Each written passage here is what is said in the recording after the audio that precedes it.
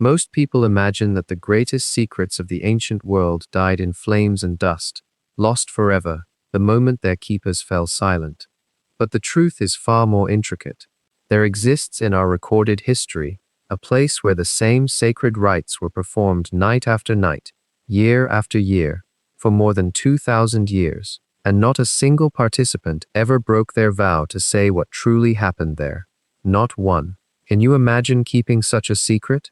Not through coercion or fear alone, but through genuine reverence, through the weight of something so profound that silence became the only true honor you could offer it. We are speaking of Eleusis, the sanctuary, the mysteries that shape the spiritual life of the entire ancient Mediterranean world.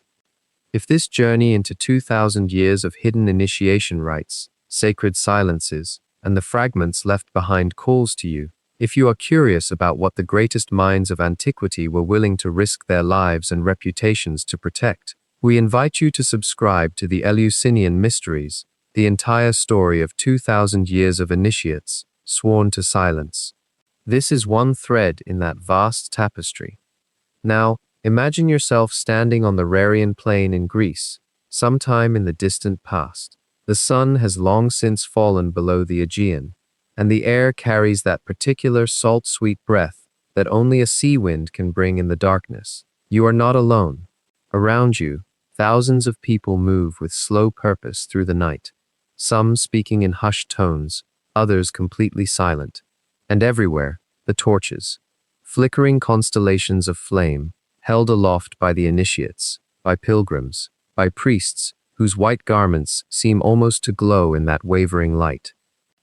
Before you rises a structure, unlike anything else in the ancient world, the telesterion, not a temple designed to be beautiful from the outside, not a place of grand columns meant to draw the eye upward toward the gods. This is something different. It is vast, yes, capable of holding thousands inside its limestone walls, but from where you stand in the darkness, you can barely perceive its true shape. It looms more as an absence, a profound dark mass against the slightly lighter darkness of the night sky. The torchlight catches only the edges of it, the rough stone, and then the blackness resumes. Behind the sanctuary, unseen but felt, lies the sea itself, the Saronic Gulf, stretching toward Athens, toward Corinth, toward all the distant harbors of the known world. And from those waters, from across the centuries, they came, kings and merchants, philosophers and slaves, women and men, all converging on this one sacred plain because something happened here, something that could not be explained in daylight, something that could only be understood in darkness, in fire, in the presence of others who shared your trembling. The salt air moves across the plain again, the torches dip and sway, and in that moment, standing among the shadows and the flame, you are standing at the threshold of one of history's most enduring paradoxes. How is it that an entire civilization could agree to keep a secret? How is it that the greatest philosophers and politicians of the ancient world could participate in the same rite, yet never once describe what they witnessed? And perhaps most intriguingly of all, what could possibly be so meaningful, so transformative, that people would choose silence over the immense human urge to speak? These questions have haunted scholars for nearly 2 millennia. They haunt us still.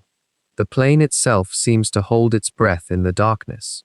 You can hear the small sounds of the night, the rustle of cloth as priests move through their ancient choreography, the soft murmur of chanted prayers in a dialect so old it carries the weight of centuries, the occasional crackle of the torches as the salt wind catches them. But underneath all of this, there is something else, a profound stillness, a quality of reverence so complete that it seems to settle over the landscape like mist. In this moment, we are somewhere between memory and myth. We are standing in what the ancient Greeks called the temenos, the sacred precinct, where the ordinary rules of the world seem to dissolve, where the boundary between the living and the dead grew thin, where the story of a goddess and her stolen daughter was relived night after night, generation after generation, each performance a kind of resurrection, each initiate a participant in a mystery so old that no one could remember its true beginning. But we are getting ahead of ourselves. First, we must understand where we are. We must understand how this place came to be so sacred, so protected, so utterly devoted to silence. We must trace back through time, through the layers of mythology and history, through archaeological fragments and whispered texts, until we arrive at the moment when someone first decided that Eleusis would become a sanctuary, that something sacred would happen here, that people would travel from the ends of the known world to stand in this darkness, to see what could not be described, to become part of a tradition that would outlast empires. The torches burn, the night deepens, and somewhere inside that vast stone chamber, the silence is waiting. There is a threshold that few mortals ever crossed, and those who did were bound by an oath so profound that for 2,000 years, not a single documented account of what transpired behind those stone walls ever reached the outside world. Not one, and perhaps that is where we must begin our own passage into this story, not with answers, but with the weight of that silence itself, and the question it plants in us. What was sacred enough to keep hidden across empires, across centuries, across the lifetime of countless initiates who carried their secrets to the grave? If you find yourself drawn to mysteries that touch the very edge of what we can know about the ancient world, to stories hidden in plain sight within the margins of history, then I invite you to walk with me deeper into this narrative. Subscribe to follow this particular journey through the Eleusinian mysteries, through the testimonies and fragments, and careful scholarly whispers of those who stood where we stand now, peering into an abyss of intentional silence. There is something about following a story into its depths, across episodes, that allows understanding to settle more gently, more completely. And this story, more than most, rewards that patient companionship. Picture it now, if you will. The plain stretches flat and ancient. The sea lies not far distant. And for 20 centuries the people came. They came in procession, in vast numbers. They came in secret hope. They came because they had been touched by something that transformed how they understood life itself, and death, and what might lie between. A farmer from Thessaly, a merchant's wife from Corinth, a slave who had saved enough to pay for initiation, a Roman general, an Athenian statesman, a priestess, a child. All of them made the same pilgrimage. All of them undertook the same trials, and all of them departed changed in ways they could not, would not, speak aloud. We know the names of some. We know that Plato was initiated, and that the philosopher Cicero made the journey centuries later and spoke of being transformed in ways he could barely articulate. We know that Marcus Aurelius, the great Roman emperor and Stoic sage, traveled to Eleusis and found there something that touched even his rational mind so deeply that in his private writings he could only hint at its significance. Yet neither he nor any of them ever told the world what they experienced. Not out of fear, precisely, though fear played its role. No, they remained silent because they had sworn to, because the oath they took upon initiation bound them as surely as chains, and because some truths, they understood, cannot be spoken without being diminished. This is what draws us toward that threshold now, not merely the mystery of ritual objects hidden from view, or secrets whispered in darkness, but the question of what binds people across time to a promise of silence. What kind of experience is so profound that those who undergo it willingly choose, even under pressure, even under threat, to keep it locked within themselves? What did the ancient world offer at Eleusis that we, in our modern transparency, in our age of disclosure and documentation, seem to have lost? The mysteries persisted for longer than the United States of America has existed. They outlasted the Bronze Age collapse. They survived the rise and fall of city-states. They endured the conquests of Alexander.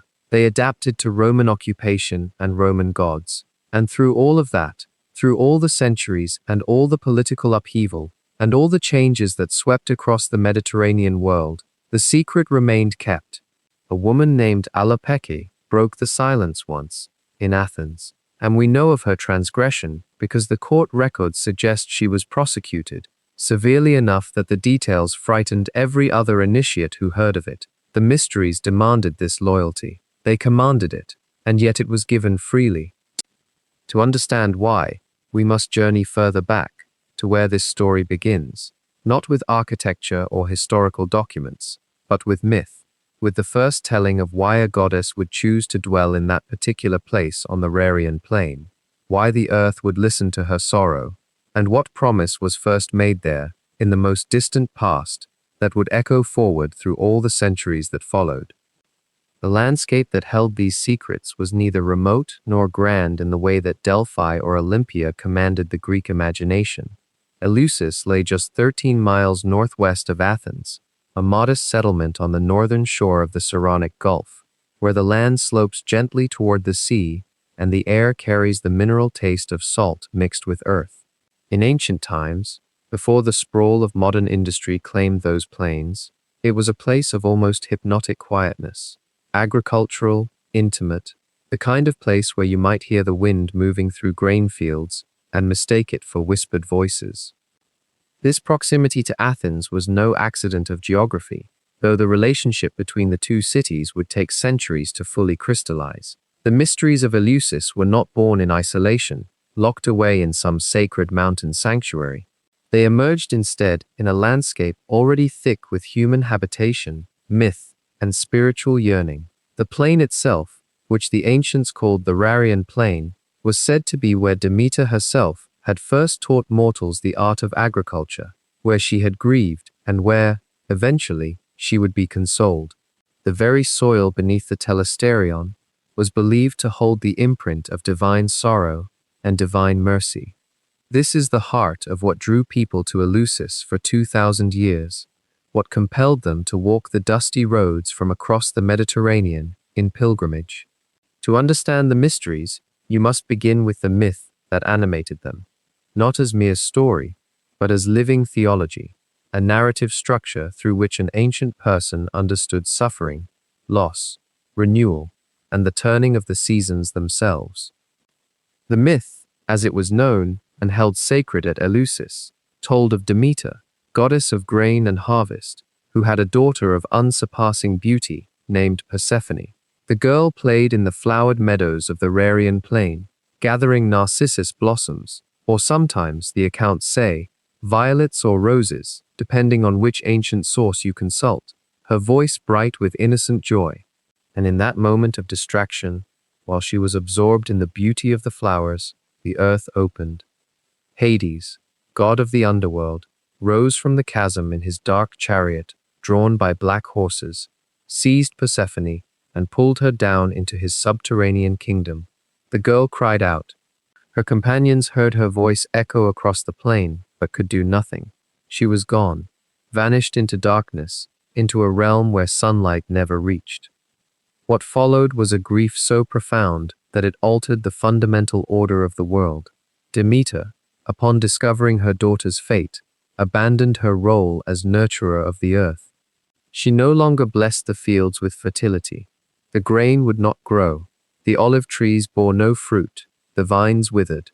Across the land, mortals faced starvation, and the gods faced the terrible prospect of a world where no sacrifices would be made, no prayers offered, because humanity itself was dying.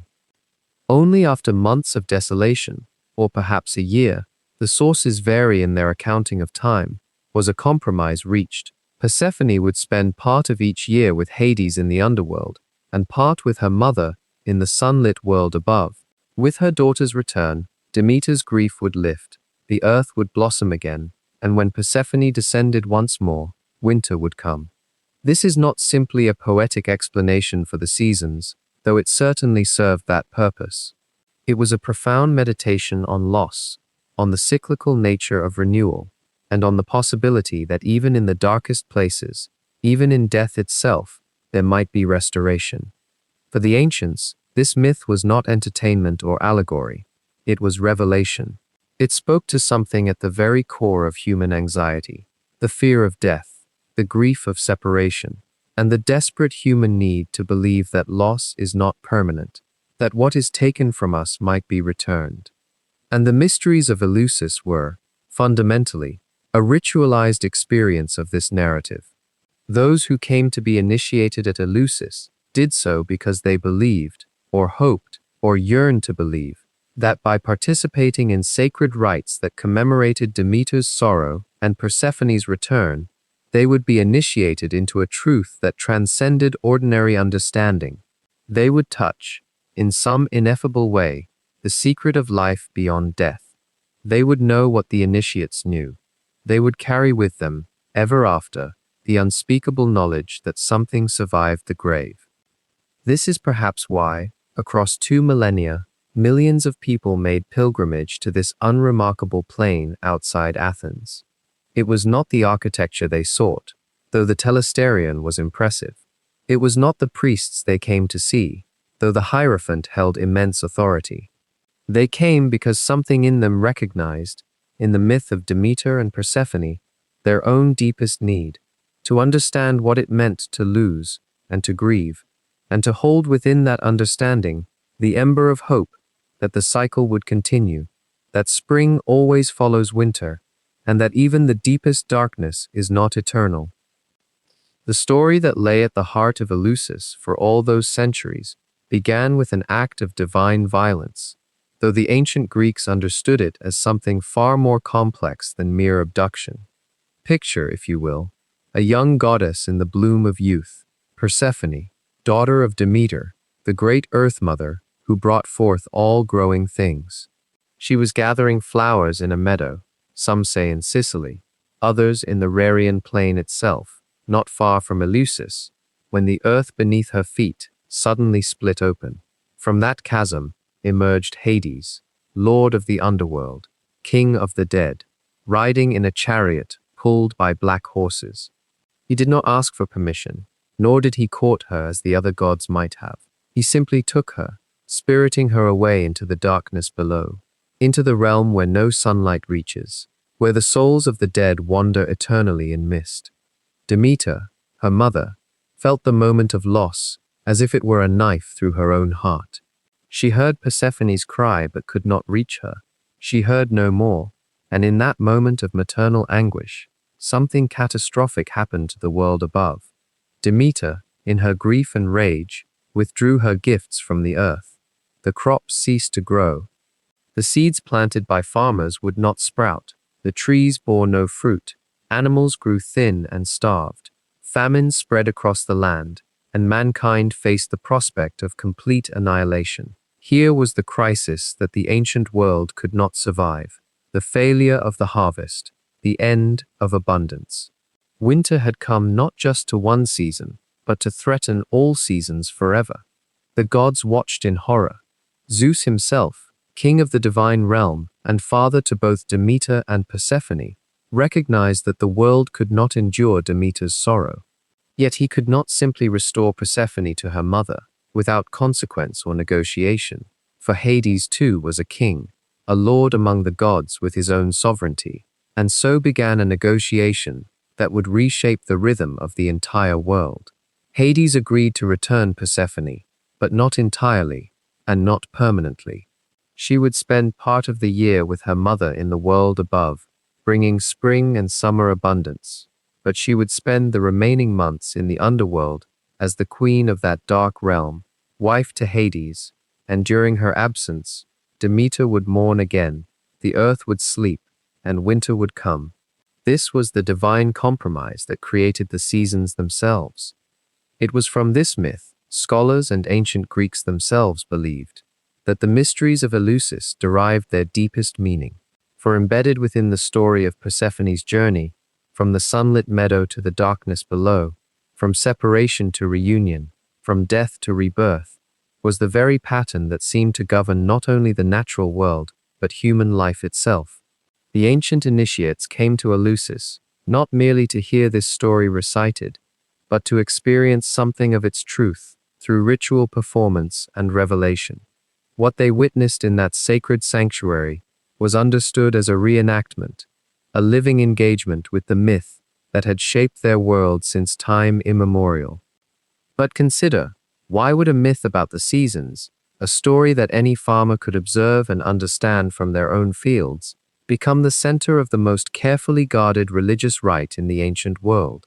Why did philosophers and generals, poets and emperors, risk their lives to be initiated, travel hundreds of miles, endure elaborate rituals in silence, and then take a vow that would bind them unto death? The answer lies in what the ancient Greeks believed they were truly witnessing within the telesterion, within those sacred walls where only the initiated could enter. They believed they were seeing not merely a story about Persephone, but a revelation about the nature of death itself.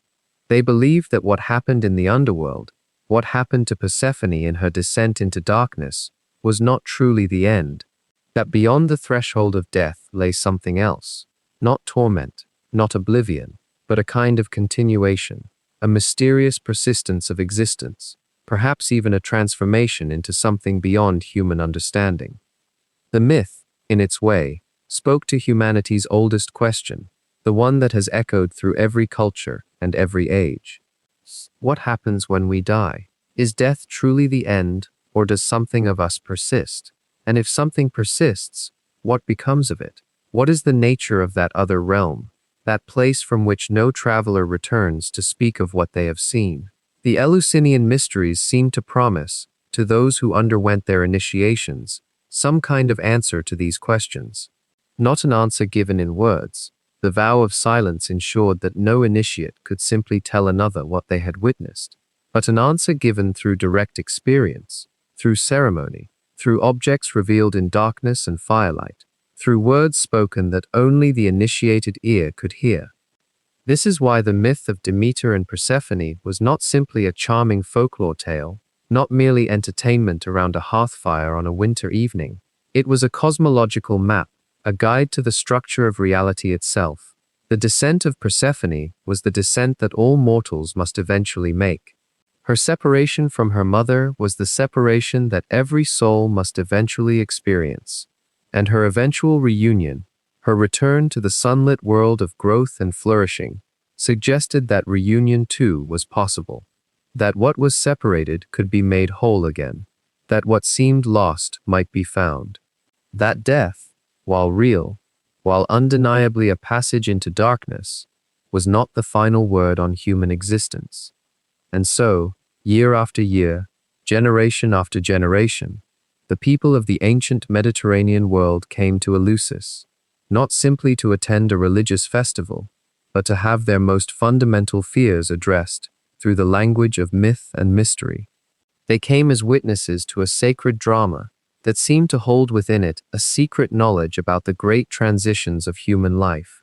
They came to know, though they could never tell what they had learned, that they were not alone in facing death, that the cosmos itself, through the cycle of Demeter's grief and Persephone's return, had already shown the way. When archaeologists first began to excavate the sacred ground at Eleusis in the 19th century, they were searching for the grand marble temples and inscribed records that modern minds expect to find when pursuing an ancient institution. What they discovered instead was something far older, far quieter, and infinitely more difficult to interpret: the faint material traces of a religious impulse that stretched back not hundreds, but thousands of years before the telesterion would ever rise from the plain. Beneath the classical sanctuary, in layers of earth and ash, lay the deposits of Mycenaean times, the Bronze Age, an era that predates even the Trojan War by centuries, when Greece was still a patchwork of warrior kingdoms, and the Minoan civilization to the south was in its twilight. In these deepest strata, excavators found pottery fragments, terracotta figurines, and the remains of smaller, simpler shrines. Nothing like the monumental architecture that would later define the site, but unmistakably sacred. The placement of objects, the ritualistic arrangement, the way certain items were carefully set and left undisturbed, all spoke of worship conducted in secret, or at least in profound reverence. What did these Mycenaean people worship at Eleusis? The archaeological record can only whisper its answer. There are votive figurines, mostly female, many of them bearing what appears to be an expression of tranquility or ecstasy. There are objects made of precious materials placed in contexts that suggest offering. Some scholars have found in these fragments a hint that a goddess was venerated here, possibly a grain deity, possibly the Mother Earth herself, though to name her with certainty would be to speak beyond what the stones can tell us. What is most striking is not what the Mycenaean artifacts tell us, but the profound continuity they suggest. Between those Bronze Age deposits and the elaborate classical system that would emerge in the classical period, there is no sudden invention, no moment of founding.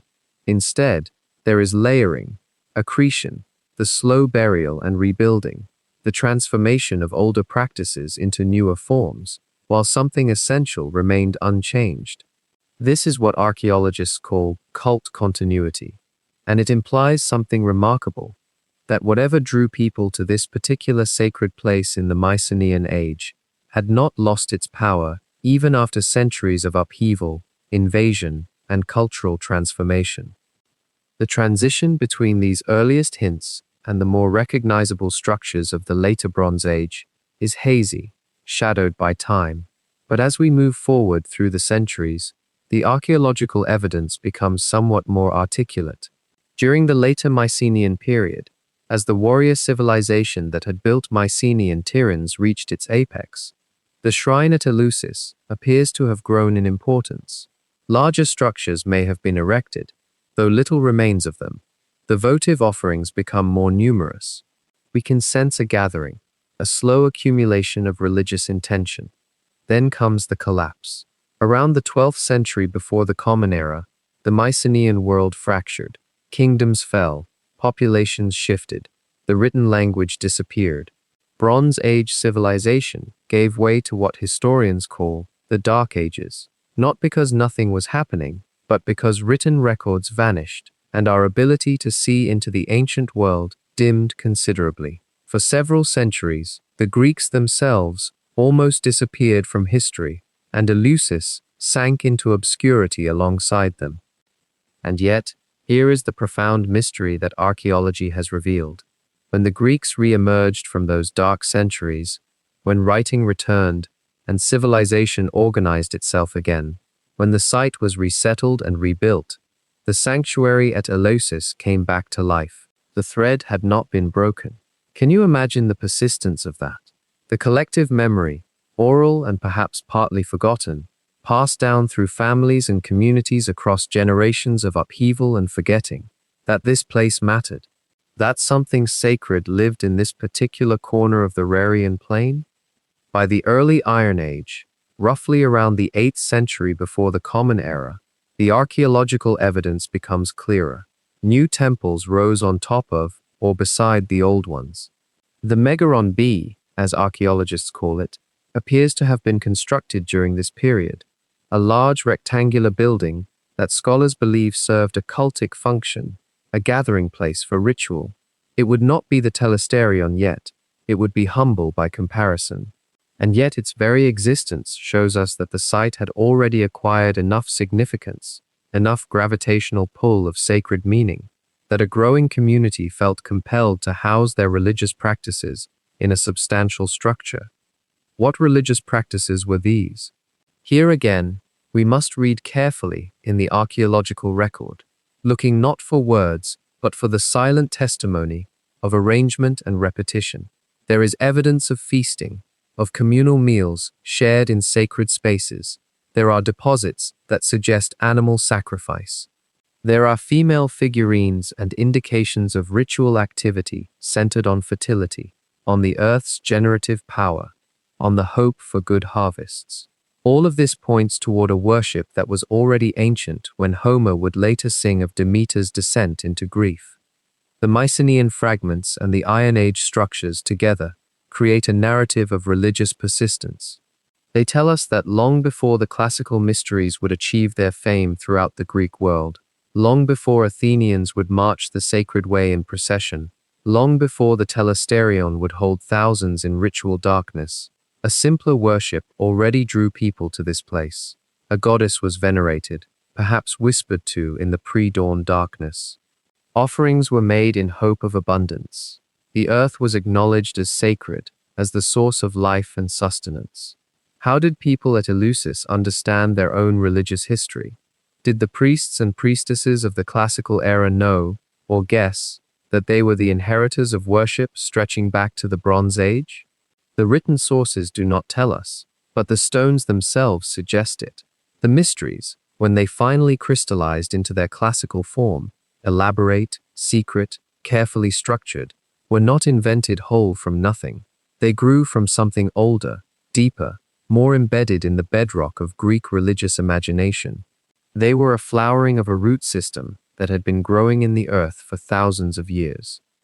The people who conducted rituals at Eleusis in the Iron Age would have had no idea that their sanctuary would one day become so famous that initiates from across the Mediterranean would journey to this plain, seeking revelation.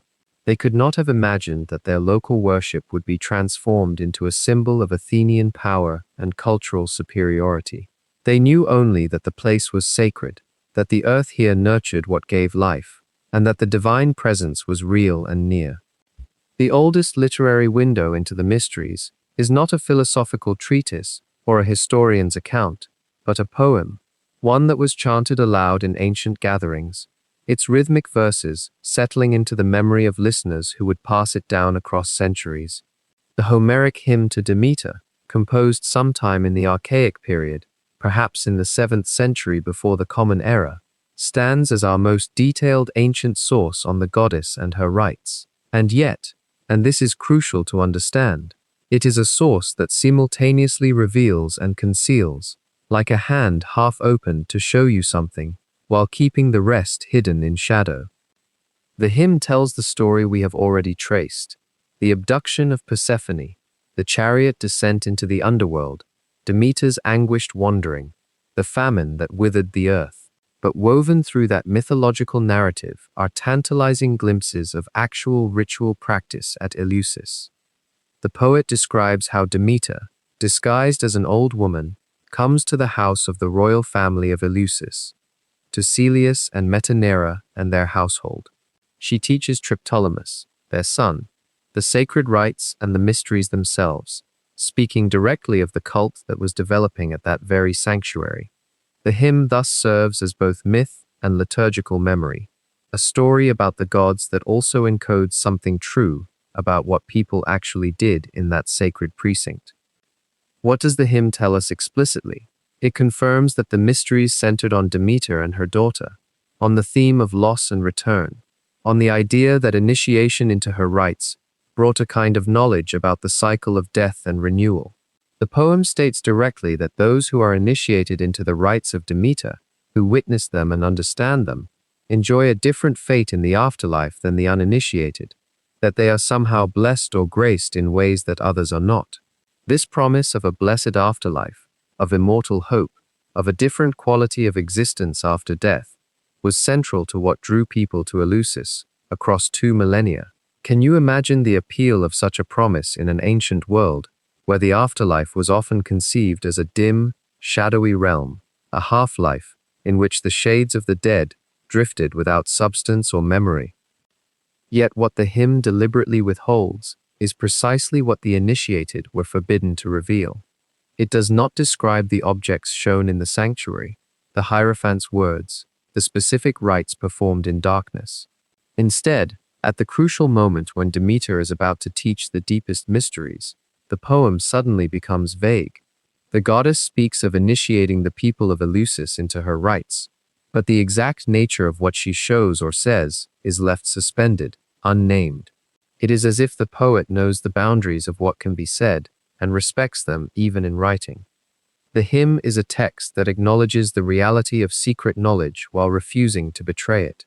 In this way, it is a literary mirror of the mysteries themselves, present on the surface, but pointing towards something that lies beneath.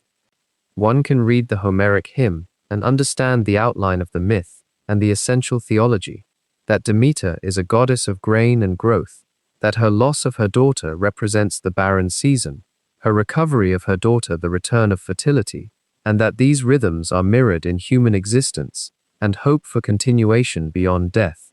These truths are not hidden, but the lived experience of initiation, the emotional, and perhaps even the physiological dimensions of what happened in that great underground chamber, remains absent from the text. What was the effect of those long hours in absolute darkness?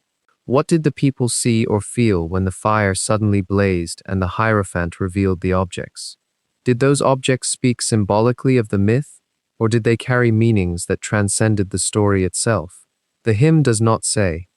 Modern scholars, reading between the lines of the Homeric hymn, have tried to extract clues. Some point to the emphasis on grain, on the seed that falls into darkness and is buried, on the earth itself as a kind of womb that births new life. Could the mysteries have involved symbolic or literal representations of seeds, of burial and germination? The hymn mentions that Demeter teaches Triptolemus the art of agriculture. Was this teaching metaphorical, or did the rites involve some kind of enacted instruction in farming practices, transformed into sacred knowledge? These are questions that scholars pose softly, knowing that any definitive answer must remain forever beyond reach. There is also in the hymn a passage that has long intrigued researchers and dreamers alike. It speaks of Demeter giving to Triptolemus a gift of grain and a chariot drawn by serpents, sending him forth to teach agriculture to all mankind. This image of a half-divine figure traveling across the world spreading the gift of grain has been interpreted by some as a mythological encoding of the mystery's missionary aspect, the way that the rites themselves spread from Eleusis throughout the Greek world and eventually across the Roman Empire. Or is it merely a poetic flourish, an embellishment of a harvest myth? The text permits both readings, and perhaps that ambiguity was intentional. What we can say with confidence is that the Homeric hymn served a crucial function in the religious life of ancient Greece. It was known widely, recited in homes, taught to children, and yet it never violated the oath of secrecy. It was a public text that coexisted with a hidden knowledge. For someone who had not been initiated, the hymn was the most complete account available, a beautiful, detailed story of the goddess and her daughter. For someone who had been initiated, the same hymn took on additional layers of meaning, perhaps resonating with memories of what they had experienced, or deepening their understanding of the sacred narrative that underlay the rites. The poem was elastic enough to hold both audiences in its embrace. There is something profound about this relationship between written word and sworn silence, between the story told aloud and the mystery enacted in secret. It suggests that the ancients understood something we sometimes forget in our age of transparency and documentation, that not everything can or should be fully articulated, that some experiences are deepened by the space around them, by what is left unsaid. The Homeric hymn is full of this wisdom. It tells you enough to kindle your imagination, enough to understand that something sacred and important is happening at Eleusis, enough perhaps to inspire you to seek initiation yourself. But it does not reduce the mystery to words. It does not exhaust it, and in that restraint lies a kind of reverence that feels, even now, across the gulf of 27 centuries, like it is reaching towards something true. There came a moment in the unfolding story of Eleusis when something quietly shifted. The sanctuary that had belonged, in its earliest days, to the farmers of the Rarian plain, to families who pressed forward each season with their offerings and their whispered prayers, began to belong instead to something far larger, to Athens itself, to all of Greece, to the known world. This transformation did not happen in a single year, or even a single generation. It unfolded gradually, like the slow brightening of a dawn sky, each incremental change so subtle that the people living through it might scarcely have noticed they were witnessing the birth of an empire of faith. But by the time the dust had settled, the little shrine at Eleusis had become something unprecedented, a religious institution that would draw initiates from every corner of the Mediterranean, from kings and philosophers and ordinary merchants, all bound together by an oath to silence that would endure for nearly 2,000 years. The earliest signs of Athenian interest in Eleusis appear in the historical record sometime around the beginning of the classical period, perhaps in the 7th century before the Common Era, though the dates themselves remain uncertain, one of history's gentle ways of reminding us how much is lost. Athens, already a growing power, recognized something in the mysteries of the small sanctuary at Eleusis, not merely a local cult, but a source of profound spiritual authority, a draw, a magnet for pilgrims, and, by extension, for influence. The process of absorption was not always smooth. Ancient sources suggest that there were tensions, even conflicts, between the people of Eleusis and the Athenians who sought to claim the mysteries as their own. But gradually, through negotiation, through the careful weaving of new mythologies that bound Demeter's story to Athens' own narrative, the sanctuary came under Athenian control. The priests of Eleusis, particularly the family of the Kerykyids, the hereditary heralds, retained their sacred authority, but now they served as mediaries between the sanctuary and the Athenian state, a delicate balance, a partnership that would endure. With this shift in power came a shift in scale, and with that scale came the need for a building worthy of what the mysteries had become, the telesterion, the hall of initiation. Imagine, if you will, the moment when the architects first surveyed the sacred precinct at Eleusis. They saw the old shrines, the worn stone altars, the modest temple structures that had served the cult for centuries, but they envisioned something else entirely, not a temple in the traditional sense, not a house for a god's statue, not a place meant to impress the divine with its scale and grandeur. Instead, they imagined a building designed for an entirely different purpose, a vast, enclosed space where thousands of initiates could gather together in darkness, where they could witness together, experience together, be transformed together. The construction of the telesterion began, most scholars believe, in the middle years of the 5th century before the Common Era, during the height of Athens' power under Pericles. It was a project of enormous ambition. The building was designed with a hypocaust, a system of pillars that supported the roof and created the illusion of a forest of columns rising from the earth. The interior was vast enough to accommodate several thousand people, all standing or sitting in the darkness, all focused on a central stage, all waiting for the moment when the Hierophant, the sacred priest, would step forward and reveal what could not be spoken. The construction took decades. There were interruptions, wars, financial crises, the kinds of human disruptions that slow down even the grandest projects. But the building rose, stone by stone, becoming year after year a more imposing presence on the landscape of Eleusis. And as it rose, so too did the reputation of the mysteries themselves. Word spread. Initiates began arriving from further and further afield. Athenians, certainly, and other Greeks, but also visitors from the distant reaches of the Hellenistic world, from Egypt, from Syria, from the Black Sea coast. This expansion of the mysteries into a pan-Hellenic, a genuinely pan-Greek institution, was more than a matter of mere geography. It represented something subtle but profound, the transformation of a local fertility cult into a universal religion, because that is what the mysteries had become, in their essence. Not a religion in the sense of prescribed beliefs or doctrinal teachings, but a religion in the deeper sense, a pathway to meaning, to understanding, to a kind of knowledge that transcended the ordinary world, and that pathway called to something universal in human nature. Consider what the mysteries offered, at a time when the world was fragmenting, when the old certainties were crumbling. The growth of Athens as a imperial power had brought wealth and innovation, yes, but also uncertainty. Traditional religion, the Olympian gods with their petty quarrels and their capricious interventions, seemed less and less adequate to answer the deepest human questions. Why do we suffer? What happens to us after death? Is there meaning in the cycles of nature, in the seasons, in the movement from life to death and back again? The mysteries whispered yes, or more than whispered. They enacted the answer. They performed it in the darkness of the telesterion. They made their initiates participants in something that transcended words. The Athenian state understood the power of this, and they leveraged it, consciously or unconsciously, to strengthen their own position. Control of the mysteries meant not merely religious authority, but political and cultural authority as well. Pilgrims who came to Eleusis to be initiated were exposed to Athenian culture, to Athenian ideas, to the sense that Athens was the center of a civilized world, and they returned home as carriers of that cultural message, as advocates, however silent they might be, for Athenian values and Athenian ways. By the time the telesterion reached its full form, the mysteries had become, in essence, an arm of Athenian foreign policy.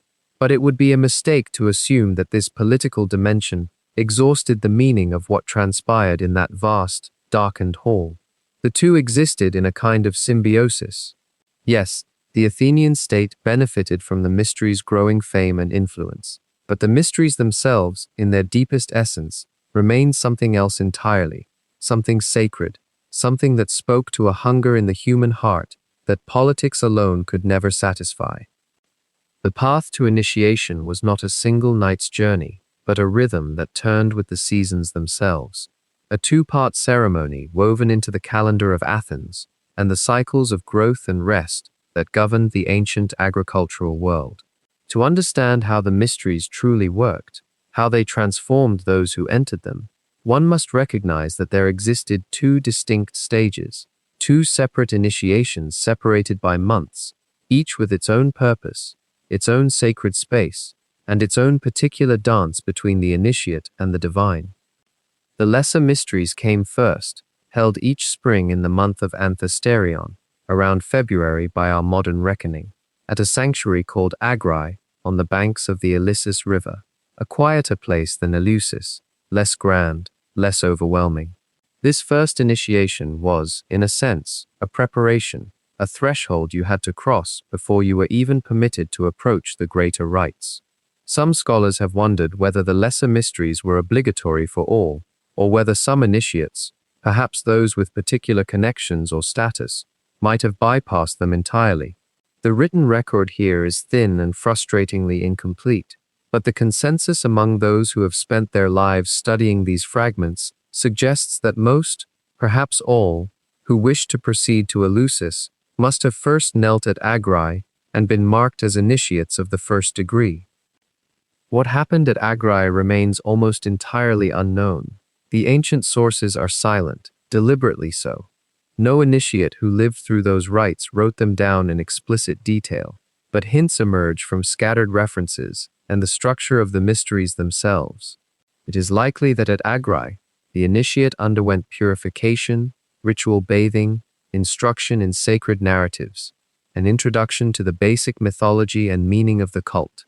Perhaps it was there that the foundational teachings were imparted, the story of Demeter and Persephone, related in full, the symbolic geography of the mysteries first explained.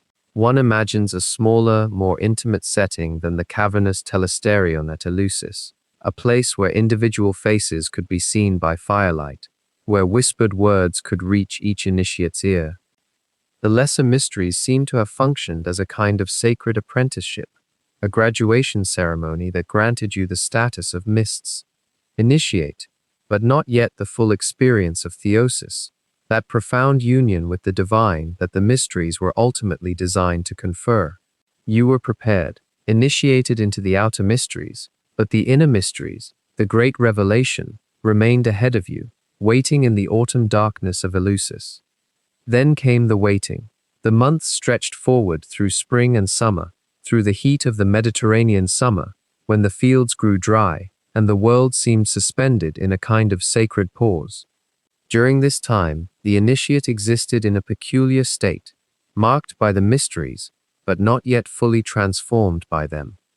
One wonders what occupied the mind during those long months. Did the initiated speak privately of what they had seen at Agri? Were there taboos that governed even this earlier stage? The ancient sources suggest a remarkable restraint, a kind of disciplined silence that extended across the entire season. Then autumn arrived, and the sacred calendar turned toward Bodromion, the month roughly corresponding to September and early October, and the greater mysteries beckoned.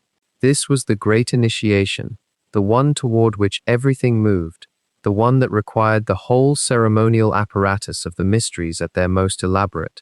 Where Agri had been a smaller flame, Eleusis was a conflagration. The structure of these two-stage initiations reveals something profound about the ancient understanding of sacred knowledge and spiritual transformation. The progression was not random. Spring came with renewal, with sprouting seeds, and the promise of growth, and so the lesser mysteries were held in that season, attuned to nature's own initiation of the earth. The greater mysteries came in autumn, in the time of harvest, in the season when Persephone herself was understood to descend into the underworld, and so the initiates descended into the darkness of the telesterion, to witness and perhaps to reenact that cosmic event. There was a geometry to this timing, an alignment between the mythological narrative, the astronomical calendar, and the agricultural year. The mysteries did not exist in some realm separate from the lived world of farming and seasons and the turning of the heavens. They were embedded in it, synchronized with it, pulsing to the same rhythms that governed the crops and the animal herds and the very survival of the community. This seasonal rhythm also meant that the path to the deepest mysteries was not available to everyone at all times. If you missed the lesser mysteries in spring, you could not proceed to the greater mysteries that autumn. You had to wait a full year, living as a partial initiate, someone who had tasted the outer mysteries but was denied access to the inner sanctum. This delay itself may have served a purpose. It tested commitment. It allowed time for the teachings of the lesser mysteries to settle and deepen. It created a kind of pacing that the contemporary mind, accustomed to instant revelation and immediate access, can barely fathom. The intervals between initiation and the final rite may also have served to heighten anticipation and psychological readiness. If you entered the telesterion after months of waiting, after spring's purification and summer's longing, the impact of what awaited you would be vastly more intense than if you had been hurried through both stages in quick succession. The human mind, the ancient priesthood seemed to understand, is not a vessel to be filled, but a ground that must be prepared. Seeds planted in spring grow stronger by autumn. For many initiates, this two-stage structure defined the spiritual calendar of their lives. Year after year, they might return to Agri in spring for renewal, or they might graduate to the full mysteries once and carry that single night's revelation with them for decades. Some of the most devoted would return to Eleusis again and again, sometimes for the greater mysteries a second or even third time, deepening their relationship to the sacred rites and the goddess they honored. There was no limit imposed by the sanctuary itself on how many times one could be initiated, though economic and practical constraints would have restricted this privilege to the more devoted or the more wealthy. This rhythm, this twofold pathway, also allowed for a kind of graduated initiation that modern religious institutions might recognize in their own structures. You did not become a priest overnight, nor did you fully become an initiate in a single ceremony. Rather, you underwent stages of increasing intimacy with the sacred, each one building on the last, each one changing you in ways both obvious and subtle. By the time you entered the telesterion for the greater mysteries, you had been marked, instructed, purified, and waiting.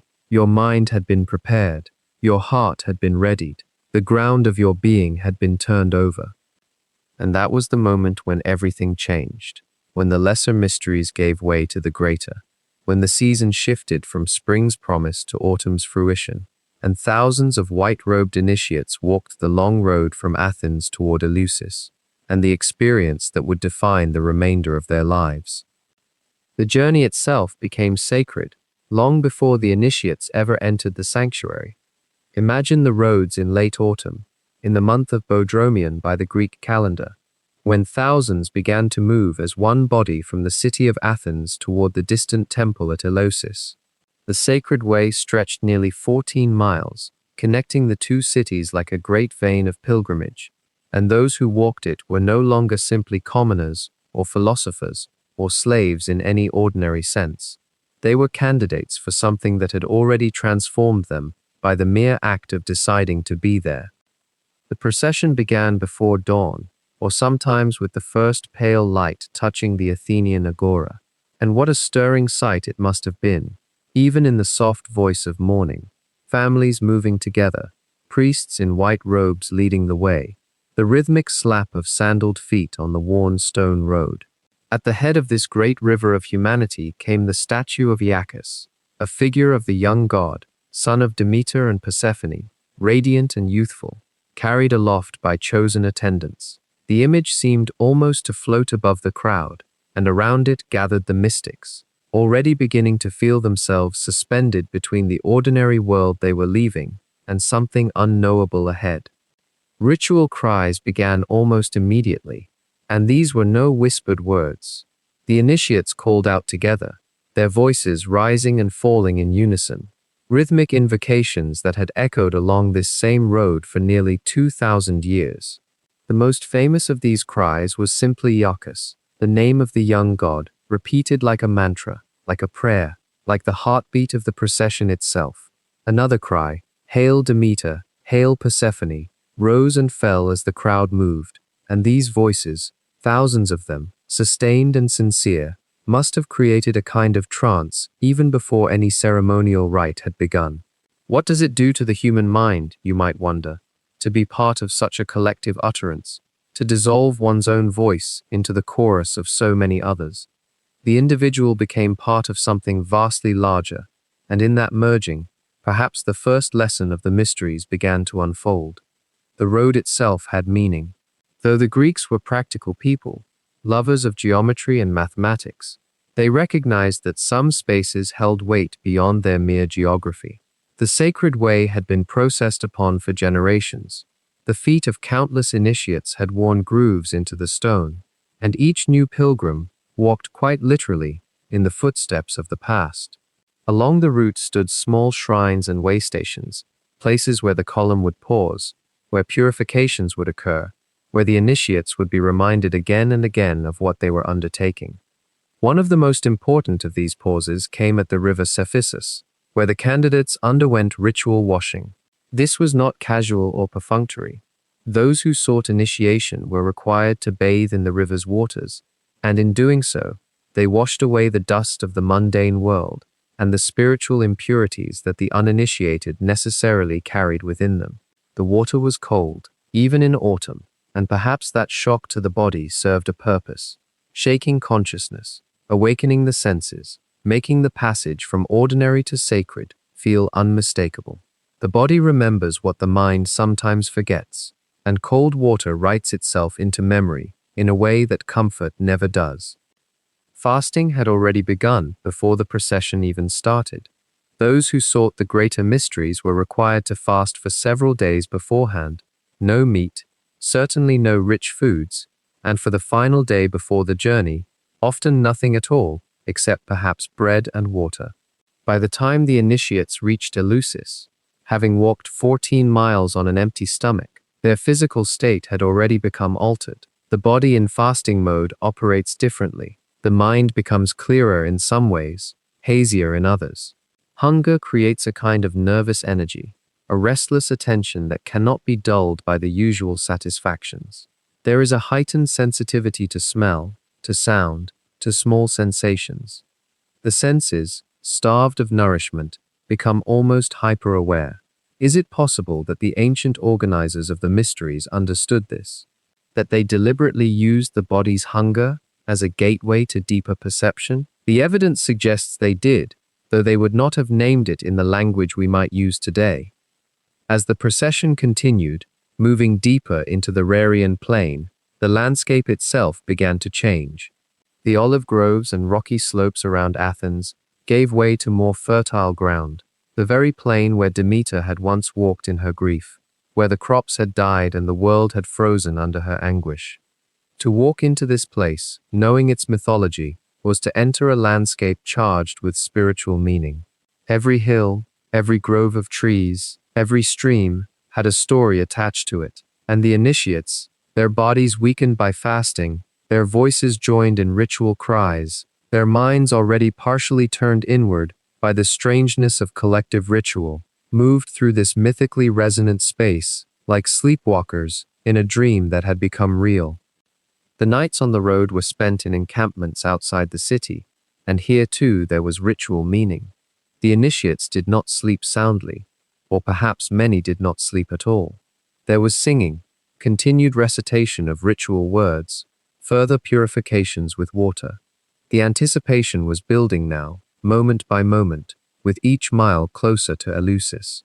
The waiting itself became a practice, a discipline. One might imagine the mind of an initiate during these long hours, torn between exhaustion and excitement, between doubt and faith, between the desire to understand what awaited and the ancient understanding that some knowledge cannot be sought directly, only received when the preparation is complete. By the time the procession finally arrived at Eleusis, after days of walking, fasting, ritual crying, and purification, the initiates were no longer quite themselves. They had been stripped of their ordinary identity by hunger, by the collective voice, by the passage through sacred geography. Their bodies were purified by water, and their focus sharpened by absence of food. They stood at the threshold of the sanctuary not as questioners demanding answers, but as empty vessels, carefully prepared to receive whatever the mysteries would offer them in the darkness of the night that was to come. The initiates arrived at Eleusis after days of fasting and ritual purification, their bodies emptied and their minds turned inward, ready for the final threshold. And at that threshold, in the dim light of the telesterians' outer chambers, they were offered a drink, a single, sacred cup of something called the kykeon. This was not wine, though wine played a role in other parts of the rite. The kykeon was instead a mixture prepared by priestesses in an ancient formula, and what it contained would become one of the mystery's most guarded secrets, spoken of so carefully in our ancient sources that modern scholars still debate its exact composition with something approaching reverence. The primary ingredients, we know this with reasonable certainty, were barley and water. Barley held deep significance in the cult. It grew in the sacred Rarian plain, and there is evidence that the first ears of barley of each harvest were offered to Demeter before any other use. The water came from a spring that fed into the sanctuary, water that had been considered sacred for centuries, perhaps millennia. Some accounts mention the addition of mint or herbs, perhaps to aid digestion after the extended fast, perhaps for flavor, perhaps for reasons we can only guess at now. The preparation itself was ritualized, performed by specific priestesses who held that duty as an inherited responsibility, knowledge passed from woman to woman across generations. But here we arrive at a quieter, more complex question, one that has occupied classicists, botanists, and historians of religion for decades now. What if there was something else in the kykeon? Not something added randomly, but something intentional, something that would account for the profound and universal descriptions of what the initiates experienced during the night rites, the visions, the sense of direct communication with the divine, the absolute conviction that they had encountered something fundamentally real, something that changed the trajectory of their entire understanding of existence and death. In the 1970s, a Harvard ethnobotanist named R. Gordon Wasson proposed a theory that remains to this day both fascinating and controversial. He suggested that ergot, a fungus that grows on grain, particularly on rye, but also on barley, might have been present in the kykeon. Ergot contains alkaloids chemically similar to lysergic acid diethylamide. It is, in other words, psychoactive. The theory was not that the ancients consciously cultivated ergot or extracted its compounds in the way a modern chemist might. Rather, it was that grain stored in the damp conditions typical of ancient Eleusis would naturally develop ergot contamination, and that this contamination, rather than being considered a flaw, might have been deliberately preserved and incorporated into the kykeon because of its properties. It is important to pause here and acknowledge what we do not know. We do not have a sample of the ancient kykeon. We do not have a detailed written recipe from the priestly families who prepared it. We have only fragments of suggestion, hints embedded in classical texts, and the unanimous testimony of thousands of initiates across centuries that the experience was transformative, often compared to direct contact with the divine, and not something that could be adequately explained by ritual theater or suggestion alone. Consider what Cicero wrote, centuries after his own initiation. He said that the mysteries had taught him not merely how to live, but how to die, how to approach death not with fear, but with hope and a kind of peaceful understanding. How many people, encountering such a teaching purely through intellectual instruction, would carry it so deeply that they would speak of it with such quiet certainty decades later. And yet many initiates did. Many felt that something had genuinely shifted in their perception, in their fundamental assumptions about the nature of consciousness and what lies beyond physical death. The question of ergot and the kykeon remains unresolved, and perhaps appropriately so. Some scholars dismiss it entirely, suggesting that the power of ritual, expectation, and community alone could account for the initiate's experiences, and these are legitimate points. The human mind is remarkably susceptible to suggestion, particularly when that suggestion comes embedded in sacred space, after prolonged fasting, in darkness, with music and incense and the presence of hundreds of other people undergoing the same experience. Ritual can be profoundly psychologically active, without chemical modification. Other scholars remain open to the ergot hypothesis, noting that it would not require sophisticated knowledge to produce such effects, merely the kind of practical observation that ancient grain handlers would naturally accumulate. If a particular harvest, stored in a particular way, produced ergot, and if that ergot-contaminated grain consistently produced profound experiences when consumed as part of the kykeon, it would be entirely natural for priestesses to replicate those conditions intentionally, to preserve that contamination, to incorporate it into the sacred formula. Such a thing would not have required knowledge of chemistry. It would have required only observation and intention. What is perhaps most telling is what we do not find in the historical record.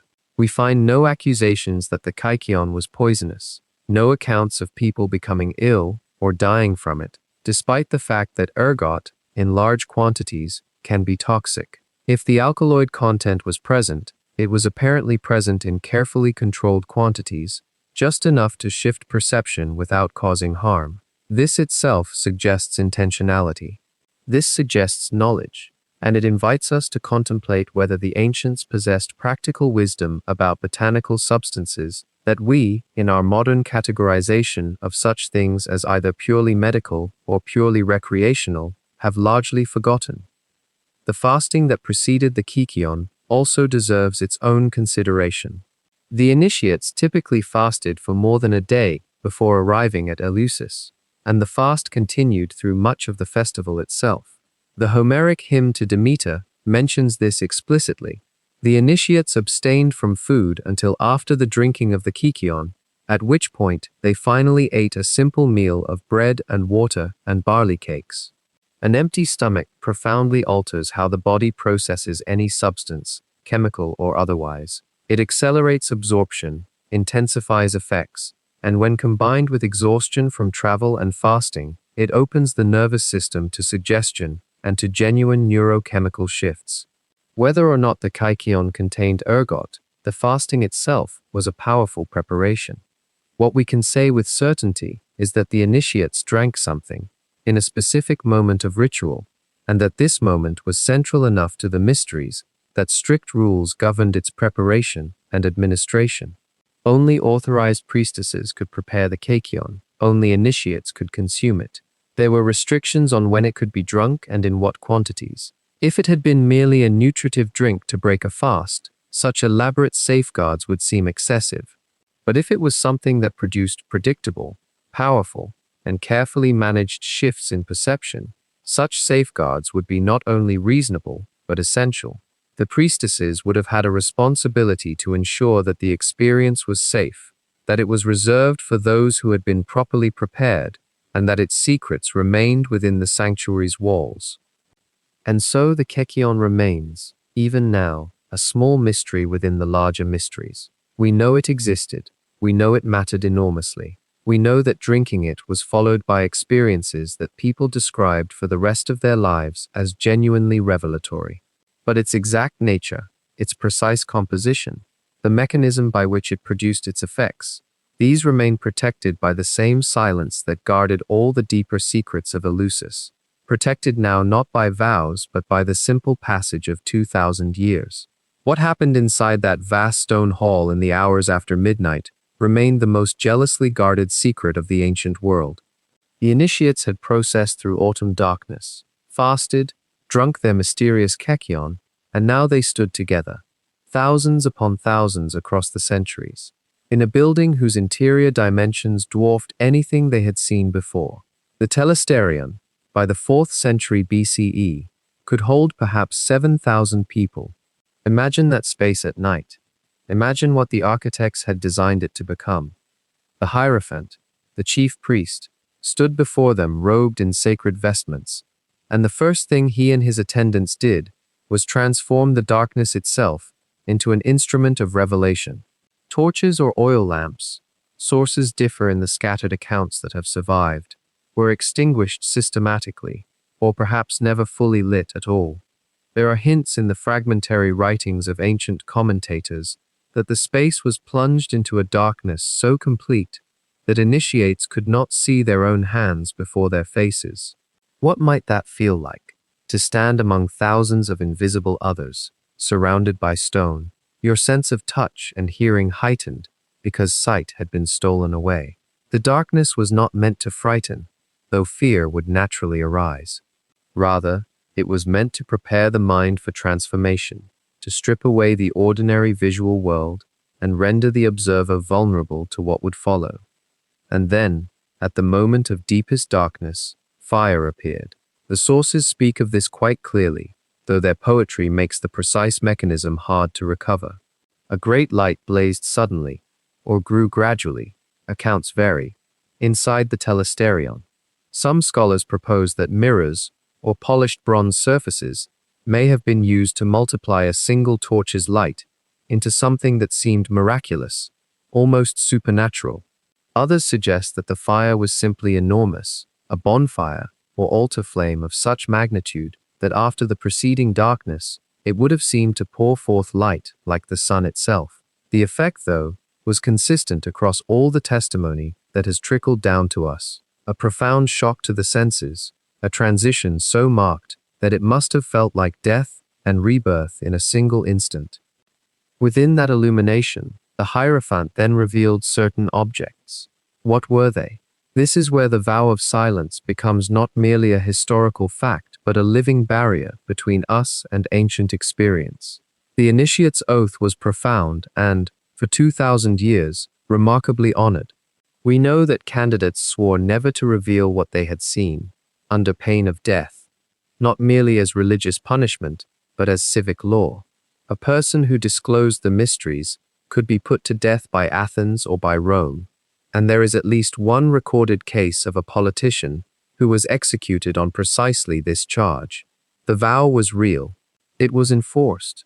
Because of this silence, we must piece together what the Hierophant displayed from hints, fragments, scholarly speculation, and the careful reconstruction of ancient writers like Clement of Alexandria and Hippolytus, who as Christians had less reason to fear the old oath and recorded tantalizing details. The most commonly cited objects were ears of wheat or barley, a sheaf of grain, the staple food of civilization, the gift that Demeter had given to humanity. There may have been other sacred items, other vessels or symbolic objects whose names were in themselves secret, never to be written or spoken aloud. The revealment itself, the sudden showing of these objects in firelight after the profound darkness, may have been more significant than what the objects were. The act of unveiling, of making visible what had been hidden, became the central ritual moment. Some ancient sources suggest that the Hierophant himself may have represented Demeter or a divine figure, that the rite involved a sacred marriage or a symbolic birth witnessed by the gathered initiates. Other hints point to a descent and return, perhaps reenacting Persephone's journey to and from the underworld. The vagueness itself is historically fascinating because it tells us that the secrecy worked. Generation after generation, people underwent the mysteries and kept faith with their silence. Those who wrote about the mysteries after the cult's suppression could only hint and theorize, could only ring the bell that no description could fully answer. Yet certain consistent themes emerge from what the initiates were permitted to say, however carefully. They spoke of transformation, of being made other, of seeing something that changed the way one understood death itself. Cicero, having been initiated, wrote that he had learned how to live not just with greater joy, but with less fear of dying. That may be the closest we come to understanding what the revelation actually did. The initiate emerged from the telesterion changed, not because they had been told a secret doctrine. Scholars debate whether the mysteries were primarily experiential or didactic, but because they had passed through the experience themselves. They had sat in darkness, seen fire, witnessed the revealed objects, and in that threshold moment, something in their understanding of mortality and meaning had shifted. The vow of silence, then, was not merely the protection of a secret doctrine. It was the protection of an experience that could not adequately be reduced to words. How do you describe the feeling of profound darkness giving way to overwhelming light? How do you translate the internal shift that occurs when symbols of grain and fertility are shown to you by robed priests in a space designed for such revelation? The silence held partly because the initiates understood this difficulty, this impossibility of adequate language. To break the silence would be to pretend that words could capture what only the direct encounter could convey.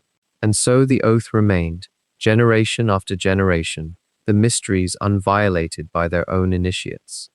What happened after the revelation, as initiates processed back out into the night, or as they gathered again in daylight to complete their initiation with further rites, is less certain still. The night hours may have contained further teachings, explanations, or simply time for the initiated to sit with what they had witnessed. The sources hint at a procession, a return to normalcy, though one wonders if any initiate truly felt normal again after such an experience. They returned to Athens carrying their secret, part of an invisible fellowship of the initiated, bound by their oath and by the memory of that night in the telesterion, when darkness became light, and the ancient mysteries of life and death had been placed, briefly, before their eyes. The silence that surrounded Eleusis was not accidental. It was engineered. It was enforced. And for nearly 2,000 years, it held. Consider the sheer improbability of that.